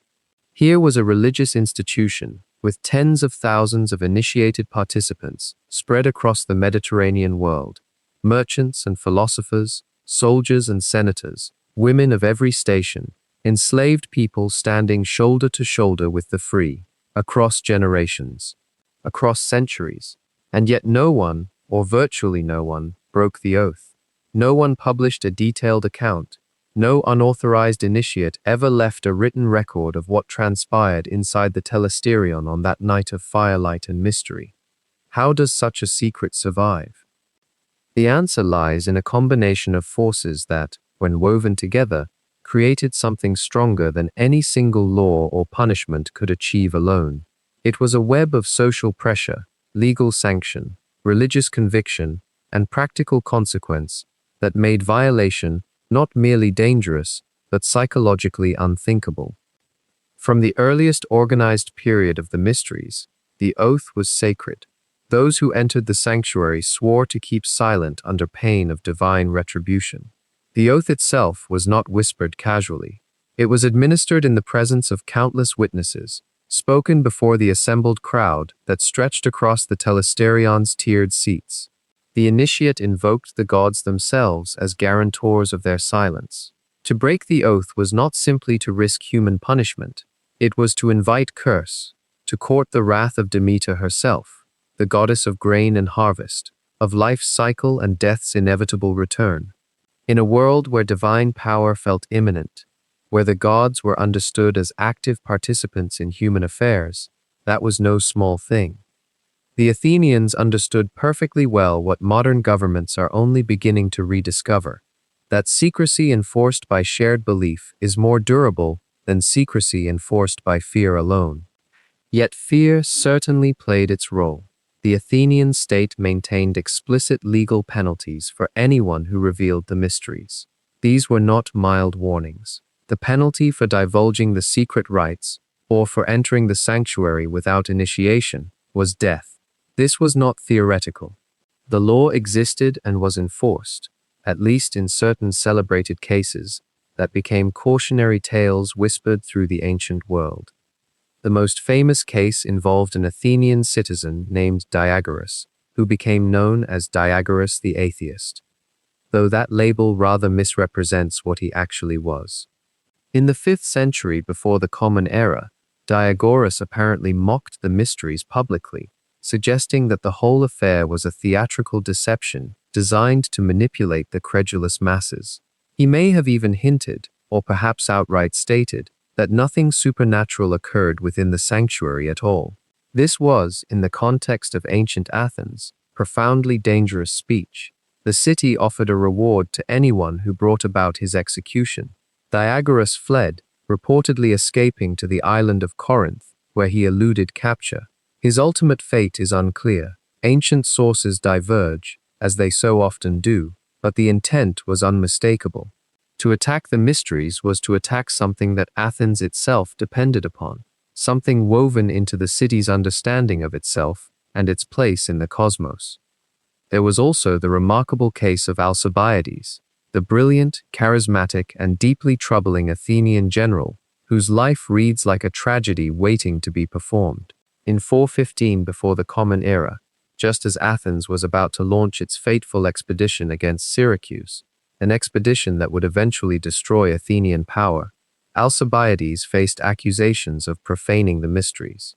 Whether he had actually revealed the secret rites, or merely participated in a mock initiation ceremony with friends, remains genuinely unclear. The accusations may have been partly political, designed to undermine a rival who had become too powerful too quickly. Yet the charges themselves reveal how seriously Athens treated any suggestion of violation. Alcibiades fled the city, and his property was confiscated. Though he was eventually reconciled with Athens, the episode demonstrates the political and legal mechanisms that stood ready to punish any perceived breach. Beyond these headline cases, there was likely a more subtle, ongoing enforcement. The initiates themselves became the guardians of the secret. If someone was known to have disclosed details of the mysteries, they faced social ostracism. In a world where one's reputation and standing within the community were essential to survival and prosperity, the threat of social death could be every bit as powerful as the threat of literal execution. To be known as a betrayer of the mysteries was to be marked as untrustworthy, impious, dangerous to the community itself. Other initiates would shun such a person. Merchants might refuse to do business with them. Their word would carry no weight in disputes or legal proceedings. Moreover, the mysteries attracted and rewarded a particular type of person, those who could appreciate complexity, who valued spiritual experience above material revelation, who understood that some forms of knowing could not be conveyed through language. These were individuals for whom silence itself was sacred. The very people drawn to initiation were often those least likely to betray it. There was also, one suspects, something psychological at work. Those who experienced whatever transpired in the darkness of the telesterion carried that experience within them. It was theirs alone. To speak it would be to lose it, to render it mundane, to betray not the institution, but the profound encounter they had undergone. The initiated often described their experience in terms of a transformation, something that had fundamentally changed them. There was perhaps no need to enforce silence. The secret kept itself because those who knew it understood intuitively that some things diminish when exposed to language. The scholarly record, sparse as it is, contains almost no detailed confessions or violations. No papyrus from ancient Egypt has ever surfaced containing a straightforward account of what happened inside the sanctuary. No anonymous letter revealing the secrets has been discovered in the ruins of Pompeii. Cicero, who was himself initiated and wrote more openly about the mysteries than almost any other ancient author, still never committed the actual secrets to writing. He hints, he gestures, he speaks in careful metaphors, but he does not tell. And if Cicero, trained in rhetoric, accustomed to persuasion and public speech, a man of enormous intellectual authority, could maintain silence, then the system had proven its power. This is a remarkable thing to consider in our own age of information, where secrets are currencies that traders traffic in constantly, where confidentiality agreements exist precisely because we know that people will, if given sufficient incentive, break their word and reveal what they have been asked to keep hidden. The mysteries persisted in a world without the technology to expose secrets, true, but also in a world where the community itself, the initiated and the uninitiated together, created an environment in which violation became nearly inconceivable. What did persist were hints, fragments, careful allusions. Plutarch made veiled references. Apuleius, initiated in the Isiac mysteries rather than the Eleusinian, could only describe initiation in the most abstract language. The Neoplatonist philosophers sometimes spoke of the mysteries as a path to mystical wisdom, but they too stopped short of explicit revelation. It is as if there existed an unspoken agreement. We may acknowledge that the mysteries exist, we may even hint that they contain something of value, but the content itself remains forever protected. The rarity of recorded violations only underscores how effectively the system functioned. In 2,000 years, with countless thousands of initiates, the documented cases of breach amount to mere handfuls. This is not because the records are missing. Ancient historians were happy to record scandal and transgression, but because the transgression was vanishingly rare. The secret held because the initiated understood, at the deepest level, that their oath was genuine and binding, that the community would enforce it, and that something precious depended upon their silence. Among those who walked the sacred way and stood in darkness within the telesterion were minds that shaped civilization itself. They left no explicit record of what they witnessed, bound by the same oath that had protected the mysteries for generations. Yet in the margins of their surviving words, in careful silences and sudden luminous phrases, we can glimpse the profound effect that those nocturnal hours held over some of history's most reflective souls. Plato, the philosopher who founded the academy in Athens, and whose dialogues remain the bedrock of Western thought, was almost certainly initiated into the greater mysteries. He lived in the 4th century before the Common Era, in an Athens where the mysteries had become so woven into civic identity that to be Athenian and to revere Eleusis were nearly the same thing. In his writings, Plato speaks with unusual reverence of initiation itself, calling it tele, a fulfillment, a completion. He describes it as something that grants the soul a higher vision of reality, a passage from confusion to clarity. Yet whenever he approaches the specific content of what was revealed or experienced within those walls, he stops, he pivots, he uses metaphors of light and darkness, of ascending from a cave into the sun's rays, of seeing true forms beneath the surface of illusion. Some scholars wonder whether Plato's entire metaphysical philosophy, his theory of forms, his insistence that a higher, unchanging reality lies beyond the material world we perceive with our senses, was deeply shaped by whatever revelation awaited the initiated at Eleusis. We cannot know. The oath held, even across the centuries. Cicero, the Roman orator and statesman who lived some 300 years after Plato, was himself initiated when he traveled to Eleusis as a younger man. The mysteries, by his time, had become available to Romans as well as Greeks, part of the cultural inheritance that Rome claimed from its Hellenized world. In his philosophical treatise on divinity, Cicero offers one of the most cryptic and reverent passages in all surviving ancient literature. He writes that the mysteries teach us not merely particular doctrines, but the very principles by which we might live better lives and die with better hopes. That phrase, die with better hopes, recurs in his work. He speaks of Eleusis as having given him not secret knowledge so much as a different relationship to death itself, a transformation of fear into something like trust or acceptance. Some have read this as a hint that the rite offered a mystical encounter with the divine, or a revelation about the soul's continuity beyond bodily death. Others suggest it was more psychological, a carefully orchestrated drama and community experience that fundamentally altered how one conceived of mortality. The ambiguity is itself part of the mystery's legacy. The oath ensured that later readers would forever interpret these hints through their own hopes and uncertainties. Marcus Aurelius, the Stoic emperor of Rome, writing in the 2nd century of the Common Era, was initiated at Eleusis during his reign. His private meditations, the journal he kept for himself, and which we now call the Meditations, contain only the briefest references to the sanctuary. Yet what is striking is that in a text concerned almost entirely with virtue, duty, acceptance of fate, and the proper ordering of the mind, he touches upon Eleusis, only to note that it had shown him something about the nature of the divine and human relationship that complemented his Stoic philosophy.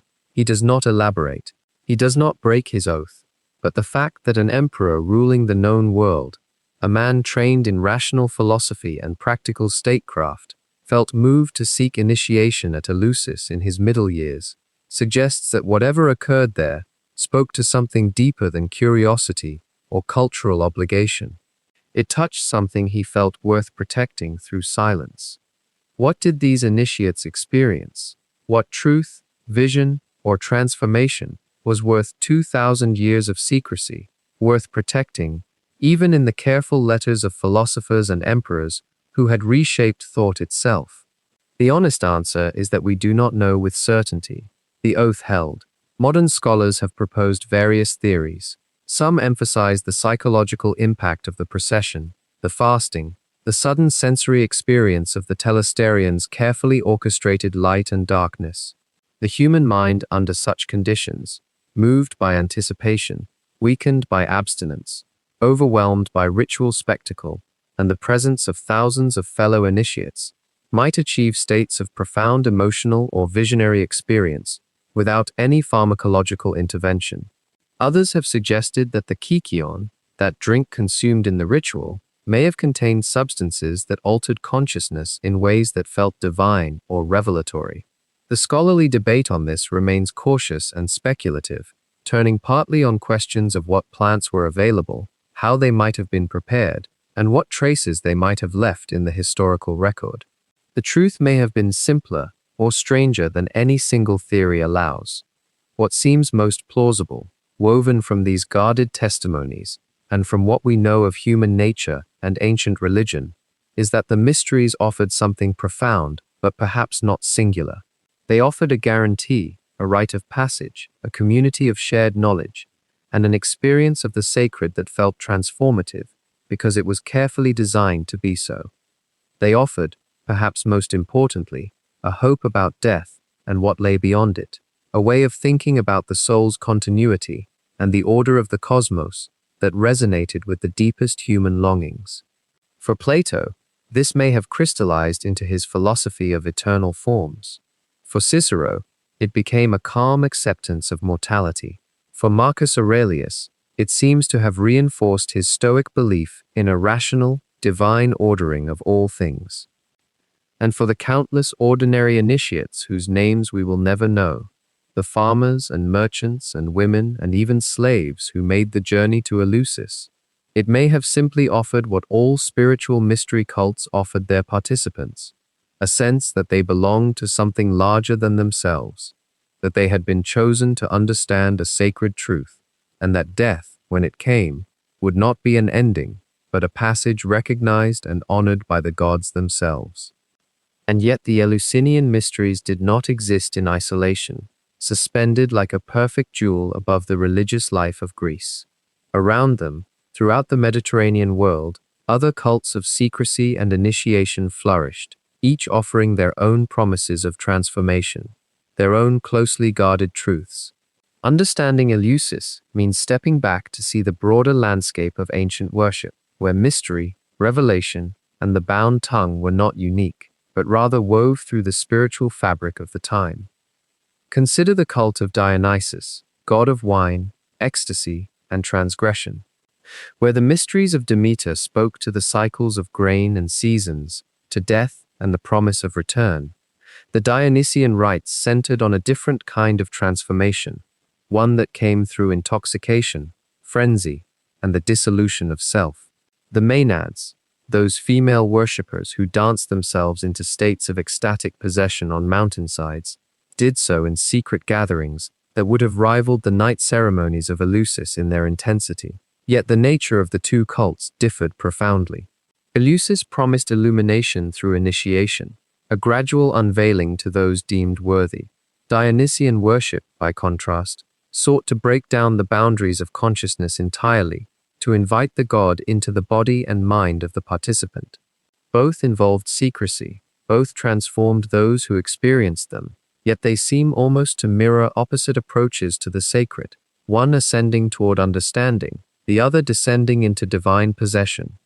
The Orphic mysteries formed a third path entirely, where the mysteries of Eleusis were tied to place, to the sacred ground of the Telesterion and the plain of Rharos.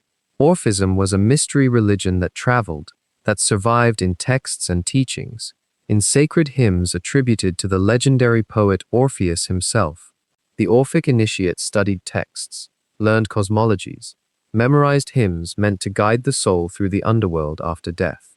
Some scholars have suggested that Orphic teaching emphasized the soul's immortality and judgment after death, more explicitly than Eleusis ever did, offering a kind of map for the journey into the unknown. Yet both traditions operated through initiatory secrecy, both promised wisdom about the afterlife, and both found themselves woven into Greek religious consciousness, sometimes overlapping, sometimes in competition. Did an Athenian of means become an Orphic initiate and also journey to Eleusis? History suggests many did, layering one mystery upon another, seeking truth through multiple channels of revelation. And then there was Isis. As Rome's power spread, as Greek and Egyptian worlds began to merge, the cult of Isis emerged as perhaps the most successful mystery religion of the Mediterranean, a tradition that would eventually rival Christianity itself before fading into the Christian synthesis. Isis, the great mother of Egypt, was depicted as having brought her dead husband Osiris back to life through her devotion and magic, a narrative that shared something essential with the return of Persephone, yet colored by the mythology of Egypt rather than Greece. The temples of Isis demanded purification from her initiates, offered initiation in secret chambers, demanded vows of silence and secrecy. In many ways, the rites of Isis seemed to echo the patterns of Eleusis while speaking a different language. Where Demeter promised the return of spring and the grain, Isis promised resurrection and eternal life. Where Eleusis was rooted in the landscape of Attica, Isis spoke to a more cosmopolitan world, one where Greeks and Egyptians and Italians could find common ground in mystery. What strikes the observer, drifting through these parallel traditions, is how deeply the impulse toward secrecy, toward initiation, toward the promise of hidden knowledge ran through ancient religion. It was not peculiar to Demeter or to Eleusis alone.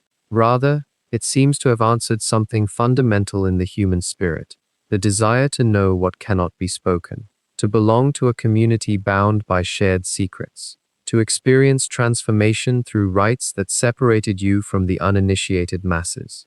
And yet each cult, while sharing this basic structure, offered something distinct. Dionysus offered ecstasy. Orpheus offered knowledge and a map for the afterlife. Isis offered resurrection and maternal care. Demeter offered what? Stability, perhaps. The guarantee of the season's return. The knowledge that death, like winter, was not final. These mystery cults coexisted, often in the same cities, sometimes even in the same hearts. A wealthy Athenian magistrate might pour libations at the altar of Demeter in the Telesterion, swearing the sacred oath, witnessing the Hierophant's mysteries. He might also, in a different season, travel to Aegina to participate in the mysteries of Hecate, or to another sanctuary where the rites of some local deity were performed in silence and shadow. The ancient world was not monotheistic. It was thick with divinities, thick with possibilities for communion with the sacred. Mystery cults represented one strategy among many for accessing that divine presence, perhaps the most exclusive strategy, the one that demanded the deepest commitment, the most rigorous silence. Yet there was a hierarchy among them, even if unspoken. Eleusis, by virtue of Athens' power, by the antiquity of its traditions, by the testimony of great minds who claimed transformation there, occupied a particular place. Cicero would later testify that of all the gifts Athens gave to humanity, none surpassed the mysteries. Not democracy, not philosophy, not art, but this, the secret communion with Demeter and Persephone in darkness. Why should this have been so valued? Perhaps because it worked differently than the other cults. Perhaps because the experience at Eleusis touched something in the human psyche that operated beneath words, beneath even the capacity for ecstasy or intellectual understanding. Perhaps because what was revealed there, or what was not revealed, left the initiate fundamentally altered in a way that other mysteries, for all their power, could not quite achieve. The silence about Eleusis never broke, not truly, not in the ancient world. The silence about Dionysian mysteries, by contrast, was violated often. Euripides wrote plays exploring the god's power. Homer sang of his coming. The Orphic texts, though secret, survived in written form. The temples of Isis, though they kept their secrets, generated enough accounts and descriptions that we can sketch out something of their practice. But Eleusis remained sealed. Its initiates took their knowledge to the grave, and in that absolute silence, in that perfect preservation of secrecy across 2,000 years and countless generations, lies perhaps the deepest mystery of all. Not what was revealed in the darkness of the Telesterion, but why, across all that time, no one ever truly told. The Eleusinian mysteries were never merely a private spiritual exercise. They were, in the deepest sense, the religious heart of Athens itself, woven so thoroughly into the fabric of civic identity that to be Athenian was to recognize Eleusis as sacred ground. The rites belonged to the polis, and the polis, in turn, derived a kind of divine legitimacy from their stewardship. This was not incidental. This was foundational. When Athens rose to prominence in the classical period, the state did not simply permit the mysteries to flourish. It claimed them as a jewel of its own crown. The sanctuary at Eleusis fell under Athenian control. The priesthood became entangled with Athenian magistrates, and the festival calendar became inseparable from the Athenian religious year. The great procession itself, that pilgrimage along the sacred way from Athens to Eleusis, became a spectacular expression of Athenian power and piety combined. Thousands upon thousands walked that route each year, and with each footfall, each chanted hymn, each moment of shared darkness in the Telesterion, the bond between citizen and state, between the human and the divine, was renewed. But there was something far more subtle at work here, something that revealed itself most clearly in the realm of diplomacy and foreign relations. Athens understood that the mysteries held a magnetic pull far beyond Attica's borders. Eleusis was one of the few places in the Greek world where people from competing city-states, from distant colonies, from every corner of the Mediterranean and beyond, could gather in a spirit of sacred equality. Imagine the strategic value of that. Imagine being Athens and holding in your sanctuary a ritual so powerful, so compelling, that a Spartan general would make the dangerous journey to be initiated, a Macedonian king, a merchant from Egypt, a senator from Rome itself. The mysteries were, in a very real sense, a form of soft power, a way of drawing the world to Athens, of binding distant peoples to the city through shared ritual experience and sworn obligation. This political consciousness was not some cynical overlay on genuine spirituality. Rather, the spiritual and the political were so thoroughly braided together that they cannot really be separated. The Athenians believed, sincerely it seems, that their stewardship of the mysteries granted them a special relationship with Demeter and Persephone, and thus a kind of moral authority in the Greek world. Other cities might have wealth, military might, or territorial advantage. But Athens had the mysteries, and that, to the Athenian mind, was something far more precious. Now, there is something quite remarkable about who was permitted entry to these rites, something that speaks to the singular openness of the mysteries in an ancient world otherwise divided along rigid lines of privilege and exclusion. Women were not merely allowed to participate in the greater mysteries. They were essential participants. In an era when women in Athens were largely confined to the domestic sphere, excluded from political and philosophical life, the Eleusinian rites offered them a rare space of public religious authority and shared spiritual experience. The priestess who assisted the Hierophant in the nocturnal ceremonies held genuine power within the sanctuary. Women walked the sacred way alongside men, fasted alongside men, drank the kykeon alongside men, and underwent the night initiation in the same darkness. Did this equality of spiritual experience translate into broader social equality in Athens? No, it does not appear to have done so. And yet the mysteries remained a place where such equality was at least temporarily enacted, ritually honored, sacralized. And there is more. Slaves were also initiated into the mysteries, a fact that should strike us quite forcefully when we consider the brutal realities of ancient slavery. A slave could undergo the same rites, experience the same revelation, receive the same promise of blessed afterlife as their master. The initiate's oath made no distinction between the enslaved and the free.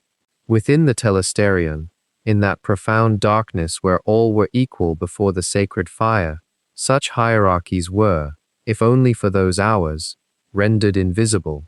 What did this mean to a person whose daily existence was characterized by absolute subjugation and powerlessness? It is almost impossible to know. But the very fact that slaves sought initiation, that their masters sometimes sponsored their initiation, suggests that the mysteries offered something precious to the enslaved, a glimpse of worth, of spiritual significance, of participation in something greater than the social order that bound them. As Rome's power grew, as the republican city-state model of Greece gave way to imperial expansion, the mysteries underwent a transformation in status rather than in essence. Roman emperors and aristocrats became devotees. The sanctuary was renovated and expanded under imperial patronage. The Emperor Hadrian visited Eleusis, as did Marcus Aurelius, whose philosophical writings occasionally echo, in their guarded way, insights that may have been shaped by his initiation. Rather than suppressing the Greek rites as relics of a conquered civilization, Rome absorbed them, participated in them, and in doing so, granted them new prestige and reach. The mysteries became one of the great international religious institutions of the Roman world, drawing initiates from Spain to Syria. Yet this very success, this imperial embrace, perhaps contained the seeds of a certain vulnerability. As long as the mysteries had belonged primarily to Athens, they had retained something of their particular genius, their rooted connection to a specific landscape, a specific mythology, a specific people. But universalism, even spiritual universalism, demands a certain dilution. A senator from Rome could initiate into Eleusis and bring home the memory, the sense of having touched something sacred. But he brought it home to Rome, wove it into a religious landscape that had its own long history, its own gods with different names. The mysteries remained themselves, and yet, almost imperceptibly, they became something slightly different as well. They became part of the broader tapestry of Mediterranean religious life, absorbed into the syncretic spirituality of the late antique world. What does it mean, though, for a ritual to spread so widely while remaining so protected by silence? How does an institution maintain its power and mystery, even as it welcomes emperors and philosophers, merchants and slaves? Perhaps paradoxically, the widening participation did not diminish the secrecy, it deepened it. Each new initiate added to the pool of the initiated, the network of those bound by oath, those who could recognize each other across vast distances by some unspoken understanding. The mysteries became a kind of invisible fraternity woven through the entire Mediterranean world, and to be initiated was to join not just a ritual community but a historical one, stretching backward through centuries of silence and forward into an unknowable future. For nearly 2,000 years, the sanctuary at Eleusis remained a place of unbroken reverence and pilgrimage. Generation upon generation climbed the sacred way, drank from the kykeon, and emerged from the telesterion, bound by an oath that no power on earth had been able to shatter. But the world that had nurtured the mysteries for so long was itself beginning to change, in ways that would prove far more final than any single tyrant's decree or skeptic's doubt. In the 4th century of the Common Era, something unprecedented occurred throughout the Mediterranean. A new religion, Christianity, which had begun in the margins and persecuted corners of the empire, was suddenly embraced by the very throne that had once hunted it.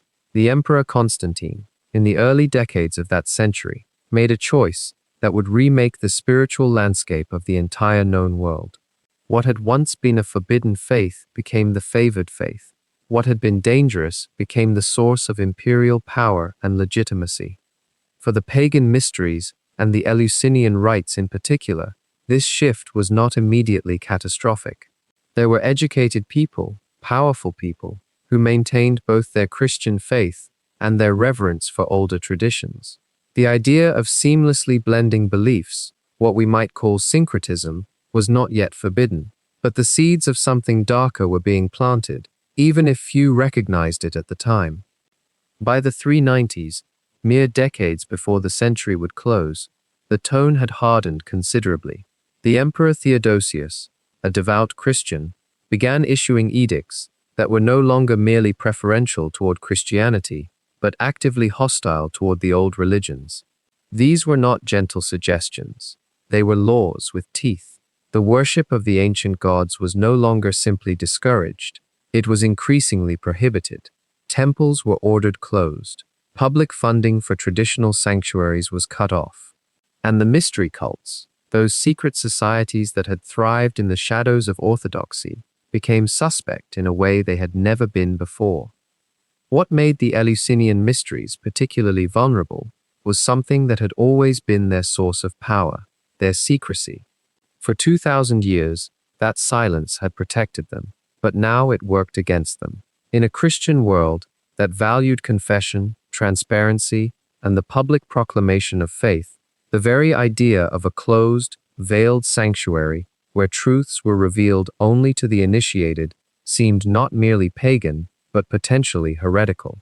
Who knew what was being whispered in that darkness? Who could verify that the rites were not an affront to the one true God? Around the year 391 or 392, Theodosius issued an edict that specifically targeted the Eleusinian mysteries. The sanctuary was to be closed. The rites were forbidden. The priesthood that had maintained an unbroken lineage for nearly 2 millennia was suddenly declared illegal. Imagine, if you can, the profound silence that must have fallen over the Rarian plain. For the first time in living memory, the torches would not be lit. The procession would not form. The Hierophant would not stand before the sacred fire. The blow was real and devastating, but it was also not quite final. Some pilgrims may have continued to come in secret. Some rites may have persisted in hidden forms, passed down through families, and whispered networks that the imperial law could not entirely suppress. The human impulse to continue what one's ancestors had done, to maintain connection with the divine through familiar and beloved practices, does not extinguish simply because a law is written. But the public face of the mysteries, the great seasonal gatherings, the official processions, these were finished. Yet even this closure, profound as it was not the ultimate destruction. That would come a few decades later, carried on the blade of conquest and the torch of warfare. In the year 410, the Visigothic king Alaric led his armies on a raid into Greece. Alaric's Goths were not primarily seeking religious conquest. They were seeking plunder, supplies, and strategic advantage in a vast empire that was fracturing under pressure from multiple directions. The classical world was breaking apart, piece by piece, and the old certainties, including the sacred spaces that had seemed eternal, were vulnerable in ways they had never been before. When Alaric's forces descended upon Attica, they brought fire and violence. The sanctuary at Eleusis did not fall in a single dramatic moment of resistance. Rather, it was desecrated, damaged, and partly destroyed. Buildings that had stood for centuries were burned or torn down. Treasures were looted. The physical infrastructure that had made the mysteries possible was dismantled. But perhaps more significantly, the aura of safety and sanctity that had always surrounded Eleusis was shattered. A place that had seemed protected by the gods themselves had proven vulnerable to earthly force. What happened next was slow and absolute. No restoration came. No attempt was made to rebuild what Alaric's forces had destroyed. The Telesterion, that vast underground hall where countless souls had experienced whatever transformation it offered, stood in ruins. The priesthood, already outlawed by imperial decree, had no sanctuary to return to. The initiates scattered. The knowledge that had been so carefully guarded, passed from initiated to initiated in unbroken succession, was broken. The chain was severed. In the following decades and centuries, what we might call institutional silence replaced the sacred silence of initiation. The mysteries, which had been deliberately hidden, now became simply forgotten. Inscriptions weathered, buildings crumbled. The very location of some of the most important ritual sites became uncertain. Later generations would look back on Eleusis and see only ruins and fragments, interesting to scholars perhaps, but no longer alive with the presence that had once drawn emperors and philosophers to drink the kykion and wait in darkness for transformation. The final erasure was not one moment, but a gradual fading, like a light dimming as oil runs out of a lamp. By the 6th century, Eleusis was simply another ruin in the Greek landscape, remarkable only to those few who had somehow retained memory of what it had once been. A few early Christian writers, most notably the church father Clement of Alexandria, had made oblique references to the mysteries, but they wrote as observers of something already passing, or already past. They could not understand it from the inside, because the initiation chain had been broken and would never be restored. And so the greatest mystery of Eleusis achieved, in the end, a permanence that no initiate could have anticipated. The rites were silenced, not by the vow of the initiated, but by history itself. The secrets that had been kept for 2,000 years would remain secrets forever, not because of piety or law, but simply because there was no one left who knew them. In the soft archaeology of broken things, we find ourselves returning to Eleusis as the modern world knows it. The Telesterion no longer rises with grandeur. Its stone foundations lie excavated and labeled, arranged like a puzzle that almost, but not quite, fits together again. What archaeologists have uncovered over the past 2 centuries tells us much. The dimensions of the hall, the channels for water, the arrangement of columns and the worn steps where countless feet once climbed in darkness toward revelation, the pottery shards, dated and catalogued, bearing inscriptions and maker's marks, the votive offerings left behind by those who came seeking blessing. All of these pieces, when fitted together with scholarly precision, create a picture of magnificent architecture, of ritual organization, of an institution so powerful that emperors traveled across deserts to receive initiation within its walls. And yet, the more we unearth, the more profound the silence becomes. Consider what we know with certainty, and then consider the immensity of what remains unknown. We know the greater mysteries occurred in autumn, in the month of Bodromion. We know that fire played a role, and that light was revealed after darkness. We know that initiates returned home transformed, and that for 2,000 years they kept their word. Not one of them, not a single recorded violator, revealed the central rites that took place inside the Telesterion on that sacred night. The punishments for disclosure were severe and universally feared. Yet in 2 millennia of human testimony, no one broke that covenant and left us a detailed account. What does such sustained silence tell us about human nature and human spirituality? It suggests, perhaps, that some experiences resist language entirely, that certain encounters with meaning operate on a register that words diminish rather than illuminate. The great philosophers and statesmen who underwent initiation, Plato, with his theories of immortal forms, Cicero, the Roman orator of incomparable eloquence, Marcus Aurelius, the emperor-philosopher, none of them used their considerable rhetorical gifts to describe what they experienced.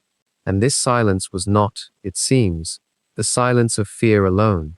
It was also the silence of reverence, the silence of someone who has touched something so genuinely numinous, so profoundly other, that translation into ordinary speech would feel like a betrayal. Modern scholarship has offered us many theories about what occurred in the Telesterians' inner sanctum. Some scholars propose that initiates were shown sacred objects, the contents of the sacred chest, the hieria, that only the hierophant was permitted to handle. These objects may have included grain or symbolic representations of the divine. Others suggest that the experience was primarily visionary, perhaps facilitated by the kykeon drink, and the profound suggestion that accumulated ritual, fasting, and darkness would naturally produce.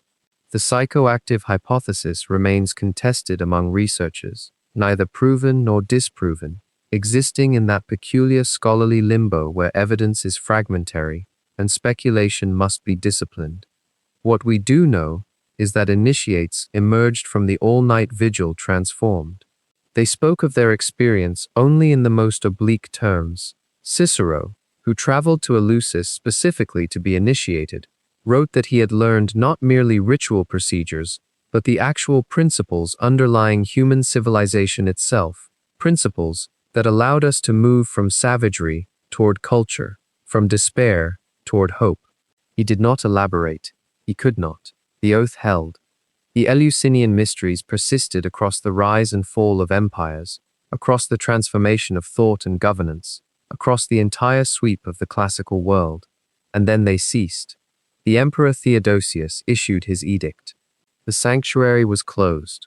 Some say it was desecrated. Certainly it fell into ruin. By the 5th or 6th century, the rites had ended, the knowledge dormant, and within a few generations, the very details of the initiation process had become obscure even to those who wished to study them. In the archaeology of loss, we are left with absence. We are left with the ground where the telesterion stood, where the earth has been carefully brushed and measured. We are left with inscriptions and fragments. We are left with the testimony of ancient writers who could not quite say what they meant, because they had promised never to speak plainly of these things.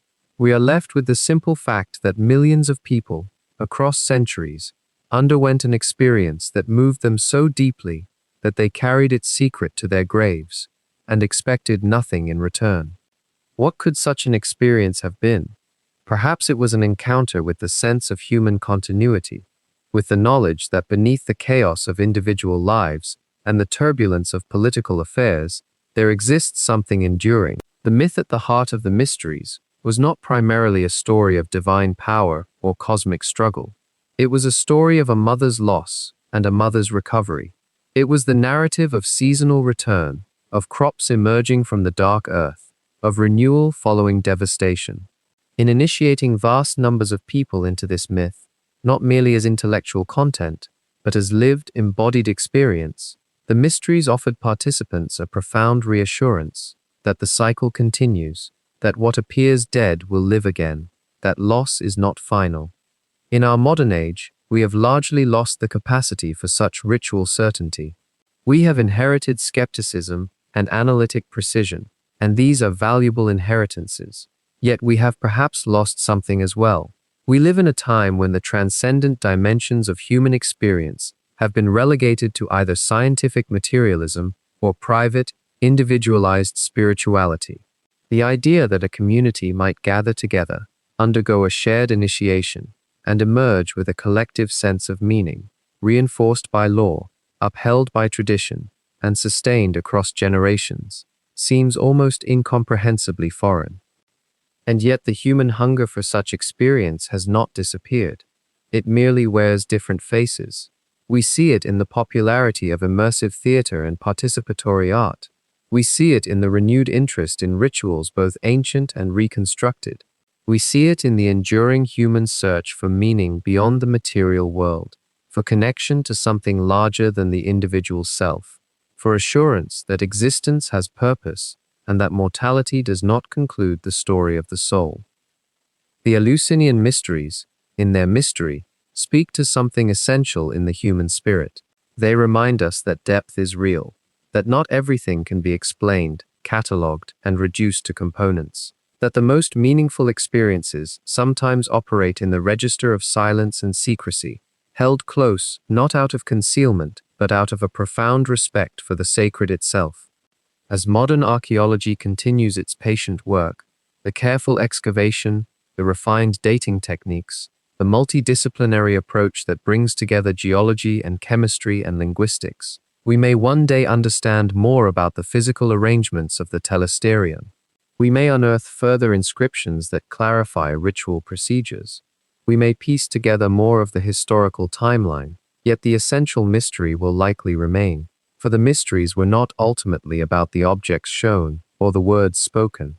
They were about the transformation that came from participating in something ancient, something communal, something that implied that human beings are capable of touching, however briefly, something beyond themselves. In that sense, the secrecy was perhaps not a failure of historical transmission, but the truest form of honoring what occurred. The initiates who maintained their silence across 2,000 years were not preserving a formula or a technique. They were preserving a principle, that some experiences belong to direct encounter rather than second-hand report, that the sacred is diminished by explanation, that the most profound truths we know are often the ones we cannot adequately speak. As the sun sets over the ruins of Eleusis, as archaeologists brush away the dust of centuries and carefully photograph each finding, the silence persists. And in that silence, in that enduring mystery, we find ourselves returned to the most essential human question.